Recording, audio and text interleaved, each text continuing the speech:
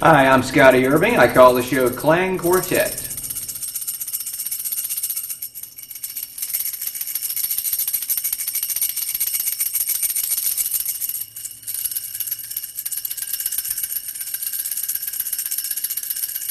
The first instrument I showed any real interest in was trombone. My mother had fears of me coming home and making noises as if a goose had been stuck in a blender, and kind of steered me away from that and made me think more along the lines of something I might actually find myself enjoying.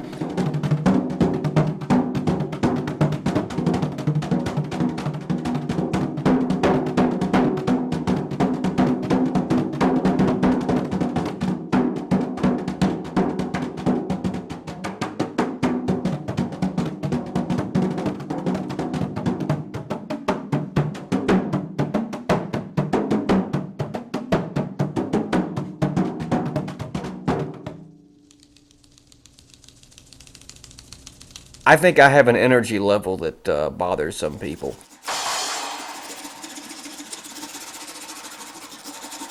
If I am really serious about something, I will stick with it to the point of almost crushing it to death.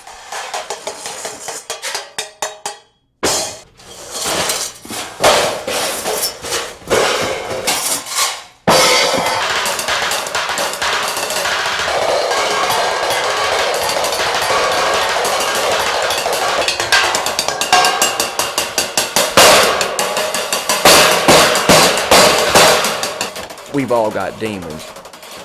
We don't necessarily think of them in the same way, but we've all got demons. In the 7th grade, I went in for this progress report to find out whether or not I had a learning deficiency of some sort. Case summary. January 15th, 1981. Scotty has not done well in school. He was tried on Ritalin in the 4th grade. He was at one time a member of the Boy Scouts at the urging of his parents, but no longer participates. Scotty's parents are concerned about his nonchalant attitude towards school. Some statements from his teachers and parents suggest that Scotty is bored. Scotty needs to have his self-confidence and assertiveness developed. His drawing tests appear to compensate for feelings of inadequacy.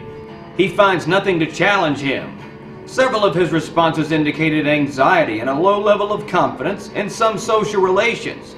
He related he enjoys getting up in front of people.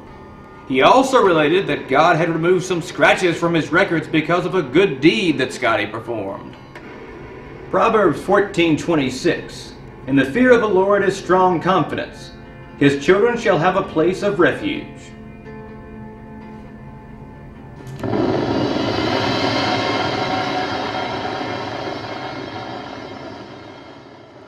I grew up in a Christian home.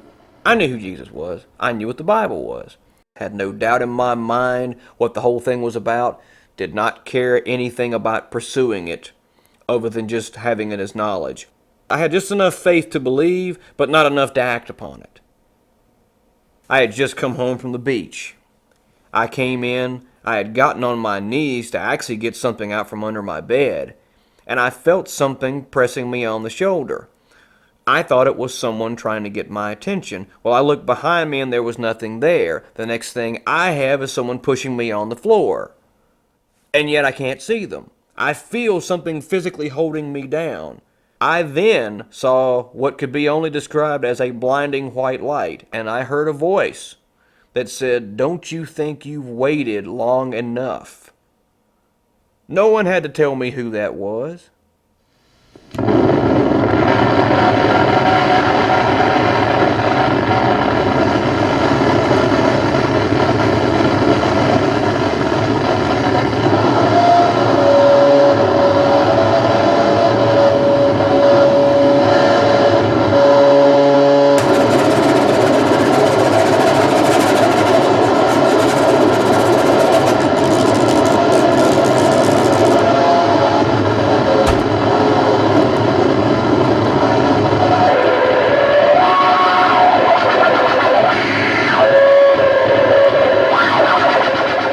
Noise is not an unpleasant thing for me. Noise, of course, is a word that a lot of people use very loosely.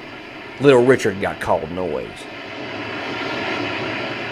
My definition of improvisation means you start from scratch. You have no earthly idea where it's going to go. You have no earthly idea necessarily where it even came from. You're going out there, if you will pardon the analogy, completely naked. Improvisation, like Christianity, takes a lot of faith. You can fall flat on your face. You can also build incredibly large things on top of it. We're talking mountains, we're talking skyscrapers, whatever you want it to be.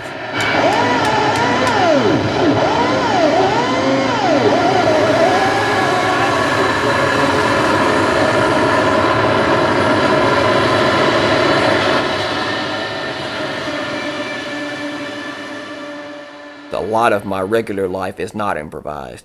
A lot of it is very structured.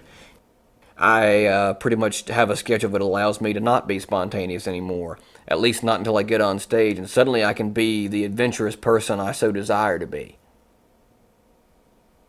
Clang Quartet for me is an attempt at doing something based on my spiritual beliefs and also my love of improvisational music.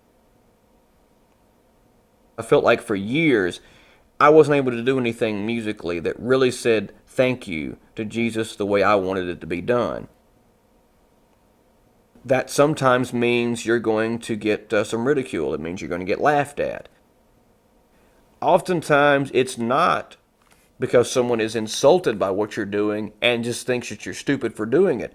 There are people that laugh at things like that because they don't know any other way to relate to it. They're in shock.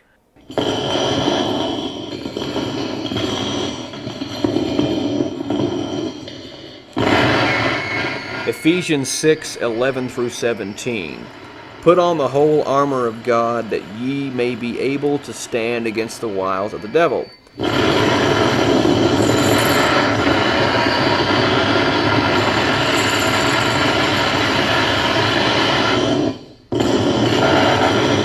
The reason the armor of God has no back on it of any form or fashion is because the idea is you're wearing the armor of God. You're not allowed to run. You can't turn around and head back to a place of safety. You have on the armor of God. You have on all you need as long as you are standing forward. Otherwise, it's not going to do any good.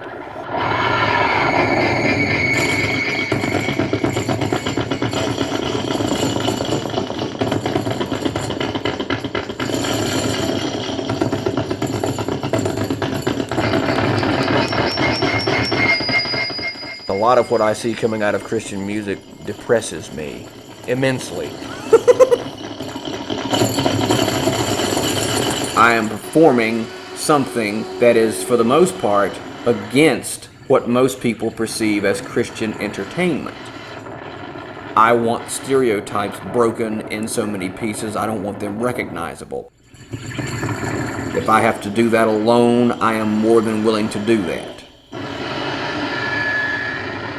From Revelations 4:11, Thou art worthy, O Lord, to receive glory and honor and power, for Thou hast created all things, and for Thy pleasure they are and were created. That pretty much says to me anything I use to glorify God, I can pretty much use whatever I want. Here's an object you've seen before, or maybe you have an idea of what it is, but here's how I'm going to use it. I'm not saying everybody who sees the show is going to get it, because they probably aren't. They can walk up to me and ask me if they're not afraid of me.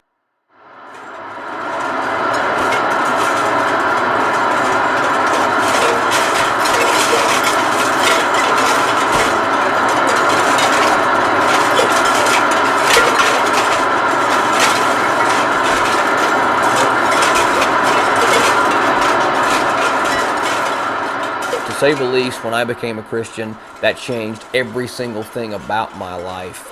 I was a wretched little man. I still am, but at least now I'm aware of it. My list of things might seem pretty, minute compared to someone who's serving a life sentence in prison for something, but I still feel like I, as a person, have a long way to go.